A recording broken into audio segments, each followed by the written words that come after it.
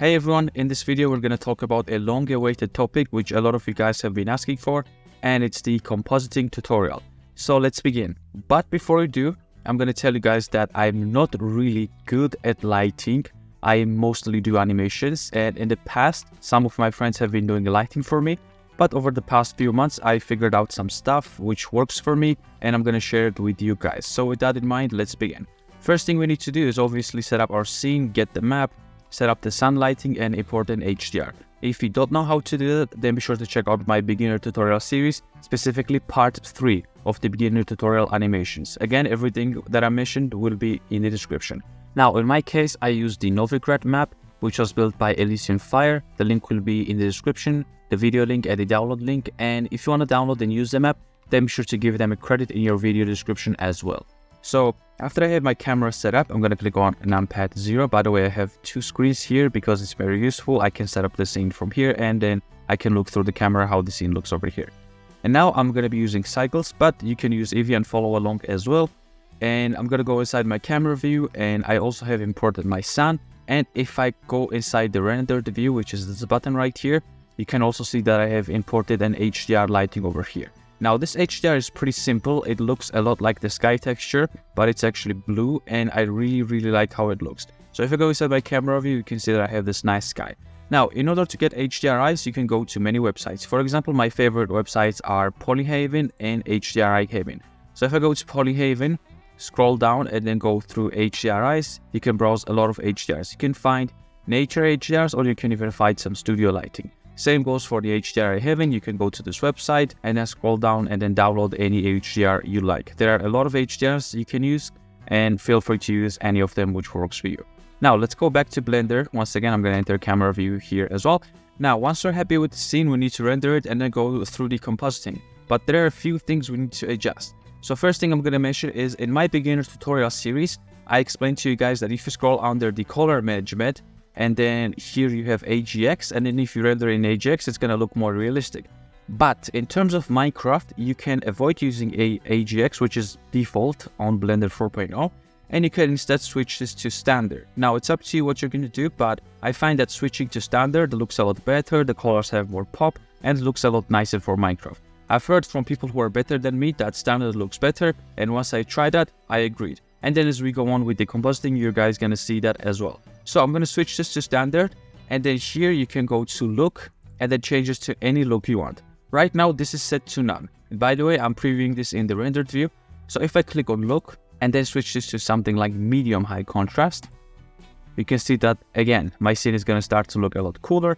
If I switch this to something like very high contrast, I'm going to have even more contrast. So it depends on you, it depends on your taste, what you like. So I use very high and sometimes high contrast in my animations, and I really like the way it looks. So with that being said, I switch this to standard and switch this to high contrast. And another thing we need to do, it's optional, but if you want to add some mist to your scene, there are multiple ways of doing it. But an easier way I like to do is first go to here, which says the view layer node. Click on this, and then under the passes, make sure you have expanded the passes. Make sure you have the mist pass enabled. By the default, you might have it disabled, but if I click here, the mist pass will be enabled.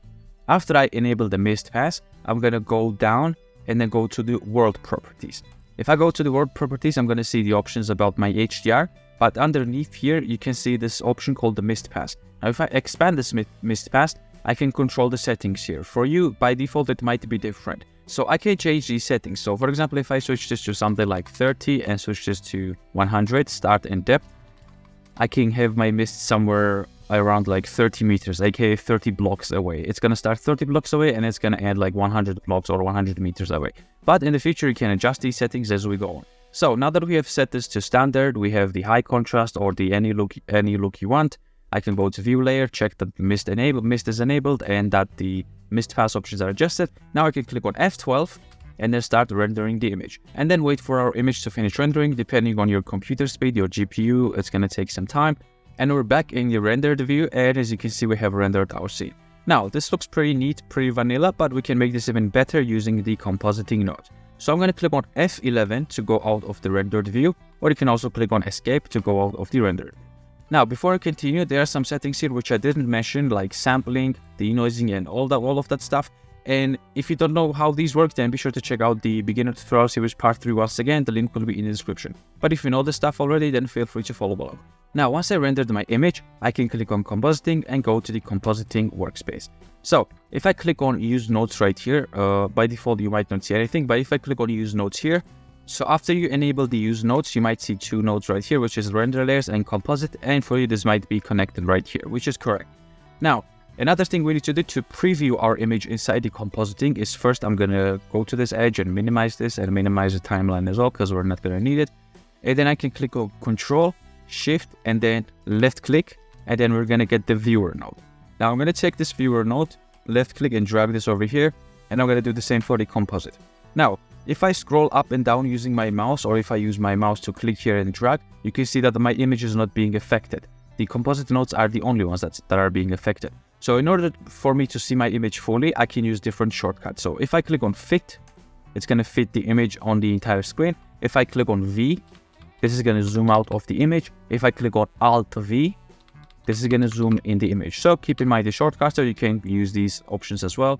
So I like to use Alt V and V, and sometimes I just like to click on Fit and then see my image entirely. Now let's start setting up the nodes. Before we do that, I want to connect the composite and the viewer node together. So the way you can do that is, I'm going to move these nodes right over here so that you can see better. If you click on Shift, right click, hold right click and drag this line over here, these 2 nodes are going to be connected with this dot. So it's going to be easier for us in the future to work with them. Now, first thing we need to do is add a bit of glow, because right now it looks nice, but it can look a lot better once again. So if I click on Shift A, I can click on Search and then search for the glare node. I'm going to search for glare, enter, and then place it right on this line. So if you place a node on this line, it's going to become bright. As you can see, right now it's yellow, but if I hover my node over here, it's going to become bright. So if I left click and release, I'm going to add the glare node. Now, another thing I want to do is, 1 glare can be enough, but I like to add 2 glares. So if I click on Shift D and then move this down, I can then mix this together with this glare. So first let's mess around with this glare. Now, by default, it's set to streaks, and streaks are like the star glow. But I can click on streaks and then switch just to fog glow. But you can use any of these settings you want. So if I click on fog glow, and then if I go to threshold and then turn this down step by step, you can see that my image is going to become a lot brighter and I'm going to get more glow. I'm going to click on V to zoom out. And then if I turn down the threshold, you can see the effect it's having. It's basically glowing the sky and the environment. So if I turn this down even more, you're going to see I get a lot of glow.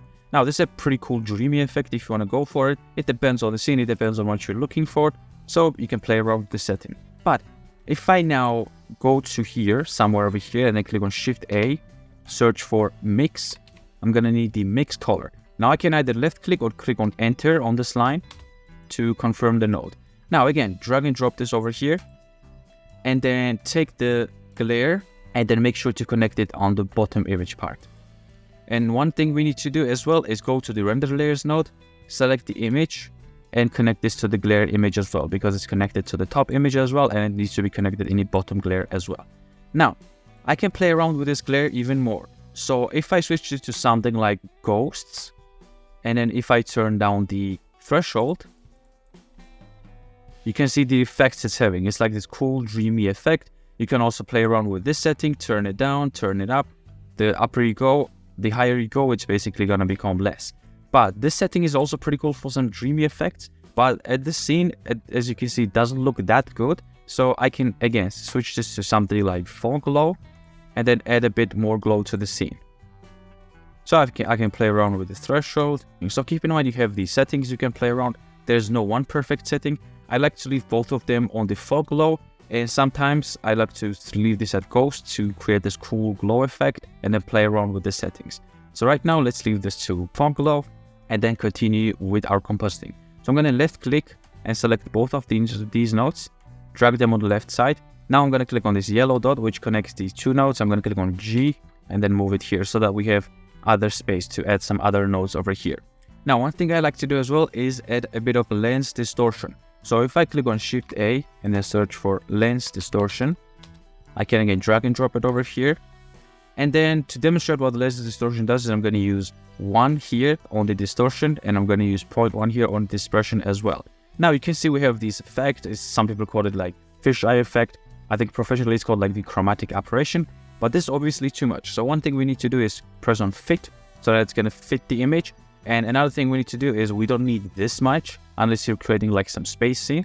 So if you don't want this to be that much, I can click on distortion and type something like 0.005.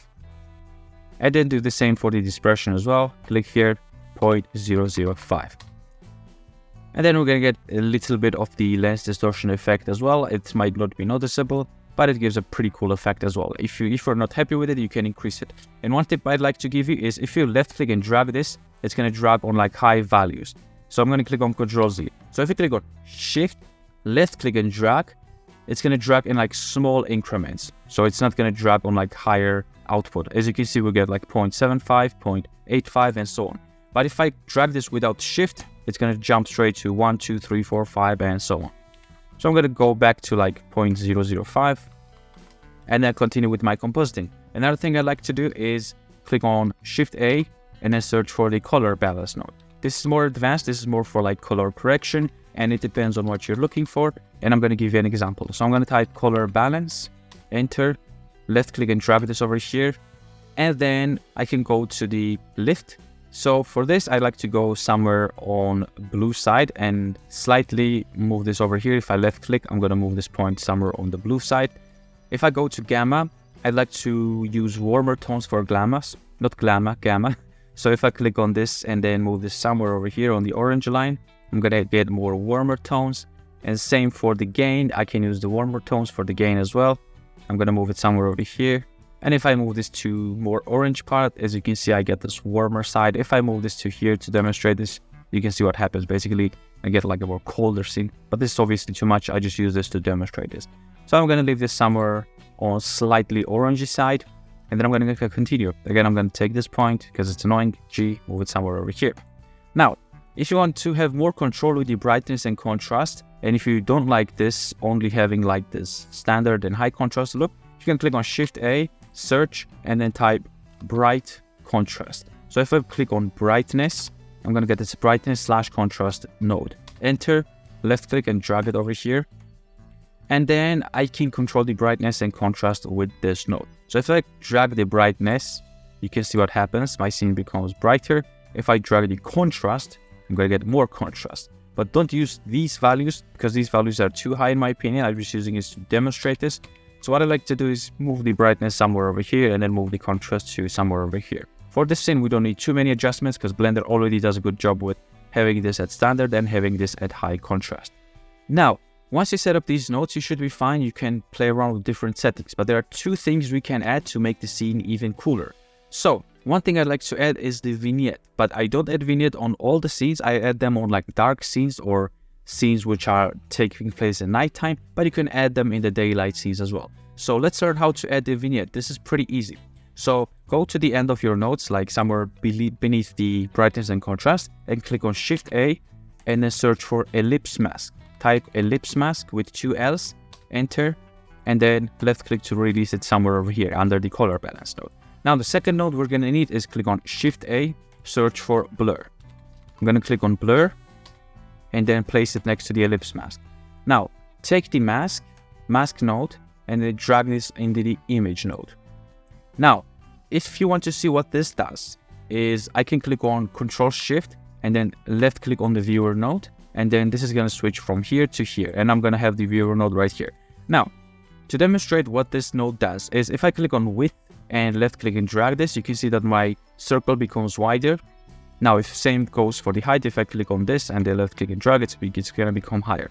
Now, make sure to set the size which you're happy with. So in this case, if you want to add this vignette effect, you want to add these corners right here. So I want to leave these corners dark. So I'm going to increase the width slightly more. Again, same goes for the height. And then we can leave it like this. Now if I click on Control Shift and then left click on the blur, you're going to see what the blur does. Now what I like to do with the blur is if you click on Gaussian and then switch to fast Gaussian, I can check the relative and I can left click and drag on both of the X and Y values. And if I release, I can type a value and it's going to affect both of them. So I can type like 35 for example, and as you can see, it's going to blur out the ellipse mask. Now I'm going to use lower values to see what this does. So as you can see, the lower my blur is, the sharper the image is. So I'm going to maybe turn this to something like 20. And then this should be enough. I'm gonna have this like slight vignette look. And then if I want to mix this with this image, I can do that pretty easily. I'm gonna click on Shift A, search for mix node. And then again, we need the mix color node and drag it and drop it somewhere over here. Now, we need this blur to be at the bottom of this image. So I'm gonna take this point and then drag this on the bottom.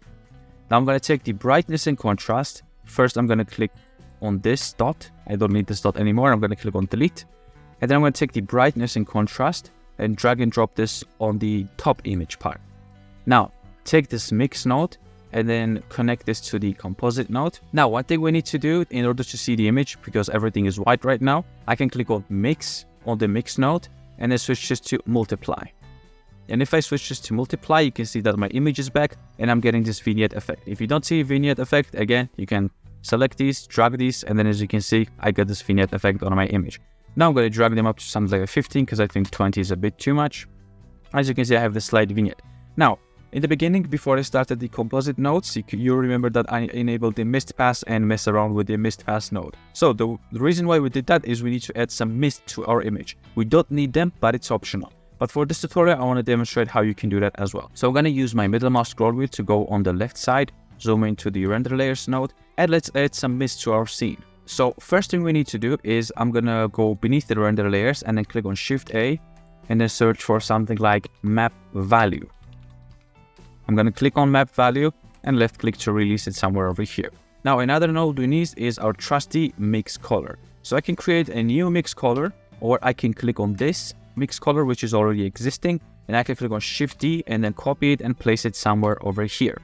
Now I'm going to take the map value and then plug this into the factor of the mix color.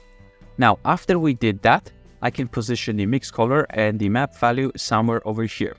Now, there are the last steps we need to take. So first, take the mist pass right over here. And to demonstrate this, if I go to the view layer and disable mist pass, you can see that I don't see any mist node here. But if I enable this, we can see the mist option here. So that's why we enable this from here. So if I left click and drag this mist pass to value, I'm going to add this to our value. And then the last steps we need to take here is take this image texture node and then unplug this from the glare node. So if I left click and unplug this, it's going to unplug both of them. And as you can see, our image turns white, but don't worry about that.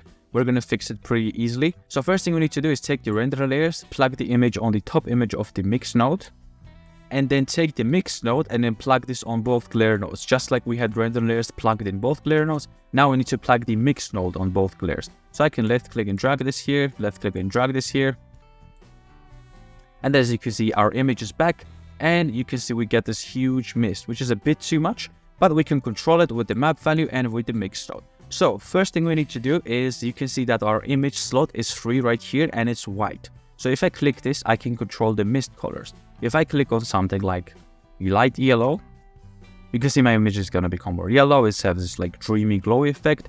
I can create like burning mist with like blue colors. I can even go crazy, create like this green mist, and you have a lot of control over it. So I'm going to leave this set something like light yellow or light orange to add this like glowy effect.